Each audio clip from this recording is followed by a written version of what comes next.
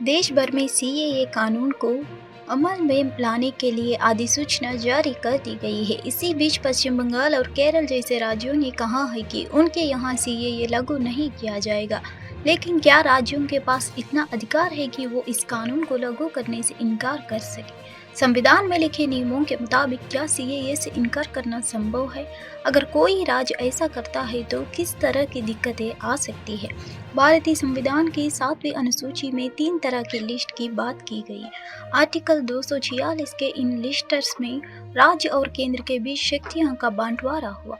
माने राज्य और केंद्र किस तरह के मामलों का हस्तक्षेप कर सकते हैं, इसकी सूची बना दी गई है। यूनियन लिस्ट इसमें बताया गया है कि केंद्र सरकार किन मामलों में फैसला ले सकता है। स्टेट बैंक इसमें ऐसे मामले हैं जिन पर राज्य को निर्णय लेने का अधिकार है। एक राष्ट्र एक चुनाव का व्यापक आर्थिक प्रभाव देखने झुकने वाली एक कमेटी का कहना है कि अगर विधानसभा और लोकसभा चुनाव एक साथ होते हैं तो ये आर्थिक नजरिया से अच्छा है। इससे जीडीपी ग्रोथ रेट में बेहतरी होती है और खर्च का प्रबंधन भी बेहतर हो जाता है। महंगाई भी कम हो सकती है। नरेंद्र मोदी सरकार लोकसभा और सभी विधानसभा चुनाव साथ कराना चाहती है। इनका नफा नुकसान मापने के लिए उन्होंने पिछले साल सितंबर 2023 में पूर्व राष्ट्रपति रामनाथ कोविंद की अध्यक्षता में एक उच्च स्तरीय समिति का गठन किया था। समिति ने अलग अलग राष्ट्रीय क्षेत्रीय राजनीतिक दलों के साथ बातचीत की है। जनता और न्यायविदों से भी राय मांगी गई है। केंद्रीय गृह मंत्रालय ने एक प्रेस रिलीज और सोशल मीडिया पोस्ट किया था जिसे बाद में डिलीट कर दिया गया। इसमें इस सवाल का जवाब दिया गया था कि सीएए कानून का इस्लाम की छवि पर क्या प्रभाव पड़ेगा। जवाब में गृह मंत्रालय ने कहा था कि सीएए अत्याचार के नाम पर इस्लाम की छवि खराब होने से बचाता है। 1 मार्च को देश में सीएए के लिए नोटिफिकेशन जारी किया गया। इसके बाद 12 मार्च की शाम को प्रेस इंफॉर्मेशन ब्यूरो की अपनी वेबसाइट पर एक प्रेस रिलीज पब्लिश की गई जो बाद में डिलीट कर ली गई। ऐसे ही हुआ पीआईबी के एक्स प्रोफाइल पर प्रेस रिलीज को ही सीएए के मित्तल तोड़ने वाले तथ्य के नाम से एक्स पर पोस्ट किया गया था और बाद में डिलीट कर लिया गया है। दिल्ली के सीएम अरविंद केजरीवाल ने अपने संबोधन में सीएए पर बीजेपी की टाइमिंग की आलोचना की और 13 मार्च को यानी आज दिल्ली में महंगाई और बेरोजगारी जैसे गंभीर मुद्दों के बीच उनके फोकस पर सवाल उठाया। उन्होंने सरकार पर महत्वपूर्ण राष्ट्रीय चिंताओं को दूर करने के बजाय राजनीतिक लाभ को प्राथमिकता देने का आरोप लगाया। बीजेपी पर निशाना साधते हुए अरविंद केजरीवाल ने कहा, 10 साल तक शासन करने के बाद उन्हें चुनाव से ठीक पहले सीएए के बारे में बोलने की जरूरत है। अगर आपने कुछ अच्छा काम किया होता तो आपको सीएए संशोधन के आधार पर वोट नहीं मांगना पड़ता। आज देश के सामने सबसे बड़ी समस्या महंगाई और बेरोजगारी है और ऐसे समय में सरकार सीएए को लेकर चिंतित है। बसपा हमारे युवाओं को रोजगार नहीं दे सकती। अब वे पाकिस्तान से लोगों का लाना चाहते हैं और उन्हें रोजगार देना चाहते हैं। भारत के लोगों के पास अपना घर नहीं है, लेकिन बीजेपी सरकार पाकिस्तान से लोगों को लाकर भारत में बसाना चाहती है। वे हमारे युवाओं के रोजगार के अवसर अपने लिए देना चाहते हैं। ये पूरा स्टंट उनके राजनीतिक एजेंडे के लिए वोट बैंक बनाने वाला है। उन्होंने संकेत दिया। अंत में उन्होंने बांग्लादेश से बड़े पैमाने पर अवैध प्रवासन से उत्पन्न असमिया संस्कृति के लिए खतरे पर प्रकाश डाला। असम के निवासियों और परिवार द्वारा महसूस की गई गहरी निराशा को रेखांकित करते हुए कहा कि भारत के नागरिक चाहते हैं कि सीएए को वापस लिया जाए। साल देश पे राज करने के बाद ऐन चुनाव के पहले इन लोगों को सीए की बात करनी पड़ रही है। अगर 10 साल में कुछ अच्छा काम कर लेते तो शायद आज सीए की जगह अपने कामों पे वोट मांग रहे होते। आज देश के सामने सबसे बड़ी समस्या महंगाई और बेरोजगारी की है। किसी को भी घर चलाना मुश्किल हो रहा है, इतनी ज़्यादा महंगाई हो गई है, कमर तोड़ महंगाई हो रही है। उधर हमारे युवा दर दर की ठोकरें खा रहे हैं रोजगार के लिए, उनके ऊपर डंडे लाठियां बरसाई जा रही हैं। ऐसे में सरकार बेरोजगारी और महंगाई का समाधान ढूंढने की बजाय सीए की बात कर रही है, तो ये बड़े दुख की बात है। ये सीए आखिर है क्या? बीजेपी की केंद्र सरकार का कहना है कि 3 देश बांग्लादेश, पाकिस्तान और अफगानिस्तान, इन 3 देशों के अल्पसंख्यक जो हैं वो अगर भारत की नागरिकता लेना चाहें तो उन्हें भारत की नागरिकता दे दी जाएगी। इसका मतलब बड़ी संख्या में यहाँ से अल्पसंख्यकों को हमारे देश में लाया जाएगा, उनको रोज़गार दिए जाएंगे, उनके लिए घर बनाए जाएंगे, उनको यहाँ बसाया जाएगा। अजीब बात है ना। बीजेपी की केंद्र सरकार से हमारे बच्चों को रोज़गार दिए नहीं जा रहे, पाकिस्तान से लोगों को लाके उनके बच्चों को रोज़गार देना चाहते हैं। हमारे लोगों के पास तो घर नहीं है, भारत के तो ढेरों लोग बेघर हैं, लेकिन बीजेपी वाले पाकिस्तान से लोगों को लाके उन्हें भारत में बसाना चाहते हैं, उनको घर देना चाहते हैं। हमारे रोजगार उनके बच्चों को देना चाहते हैं, हमारे हक के घर। इलेक्ट्रल बॉन्ड से जुड़े मामले में भारतीय स्टेट बैंक ने सुप्रीम कोर्ट के आदेश का पालन कर लिया है। बुधवार को एसबीआई की ओर से सर्वोच्च अदालत में हल्फनामा दाखिल किया, जिसके जरिए बैंक के चेयरमैन दिनेश कुमार खारा ने बताया, हमने देश की सबसे बड़ी अदालत के आदेश का पालन किया। चुनाव आयोग को चुनाव बॉन्ड के संदेह की जानकारी भी उपलब्ध करा दी है। एसबीआई के मुताबिक 1 अप्रैल 2019 से 15 फरवरी 2024 के बीच 22,217 बॉन्ड खरीदे गए। इनमें से 22,030 इलेक्ट्रल बॉन्ड्स को पार्टियां ने कैश कराया।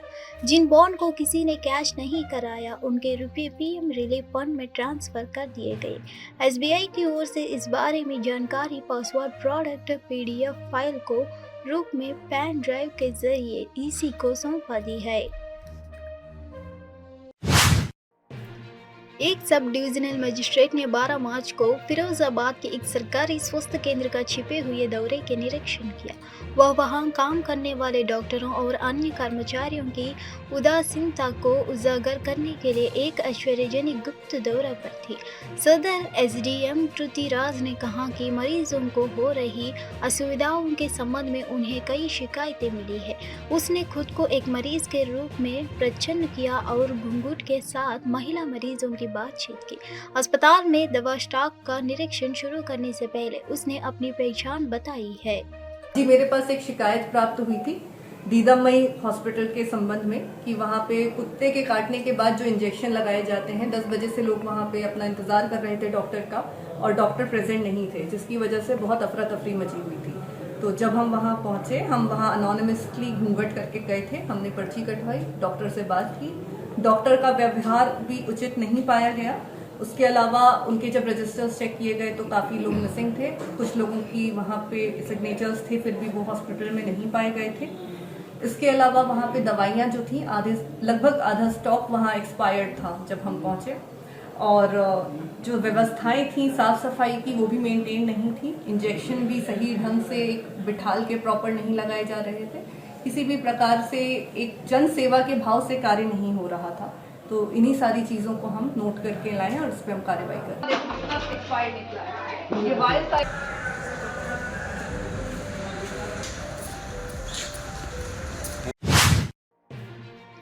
12 मार्च को पाकिस्तानी शरणार्थियों ने नागरिकता संशोधन अधिनियम लागू करने के लिए भारतीय प्रधानमंत्री नरेंद्र मोदी की सराहना की। भारतीय जनता पार्टी नेता मनोज तिवारी द्वारा साझा किए गए एक स्वनिर्मित वीडियो में शरणार्थियों के अपना उत्साह व्यक्त करते हुए और भारतीय प्रधानमंत्री की प्रशंसा करते हुए दिखाया गया है। मोदी जो है अपना राम का अवतार। भारत माता की जय। सर, मैं तो मानता मोदी जो है अपना राम का अवतार। मैं ऐसे मानता हूँ, मैं ऐसे मानता मोदी जी को। आप लोगों के आप आशीर्वाद रखे रहो कि मोदी जी स्वस्थ रहें और वो आप सब का एक एक कार्य करके, जो भी जितने लोग, जो हिंदू भाई हमारे हिंदू हों चाहे वो सिख हों, हम लोगों ने जो व्यवस्था की है समझ लेना। आप लोग बताना भी कि हमारा देश बंटवारा हुआ तो जो वहां पे ठीक है हिंदू मुसलमान में बंट गया, तो वहां सिख भी थे, वहां बौद्ध भी थे, पारसी भी थे, जैन भी थे। तो ये सब 13 मार्च यानी आज 5वें से भी NISM अनुसंधान सम्मेलन के दौरान मुख्य आर्थिक सलाहकार डॉक्टर बी अनंत नागेश्वरन ने भारत की अर्थव्यवस्था की सराहना की और कहा कि यह लगातार 3 वर्ष तक 7% से अधिक की दर से बढ़ने की ओर अग्रसर है। अर्थव्यवस्था पारस्परिक निर्भरता की एक प्रणाली है, जो यही कारण है कि जब कोई अर्थव्यवस्था दुर्गंध में बदल जाती है तो आपको इसे दुर्गंध से बाहर निकालने के लिए बाहरी झटके की आवश्यकता होती है, जो आमतौर पर राजकोषीय प्रोत्साहन से आता है। राजकोषीय पदाधिकारी कर लगाने की उनकी क्षमता को देखते हुए या मौद्रिक पदाधिकार में पैसा छापने की उनकी क्षमता का बाहरी मांग को देखते हुए ऐसे कारक है जो आवश्यक रूप से इस बंद लूप प्रणाली के अंतर्गत नहीं आते हैं।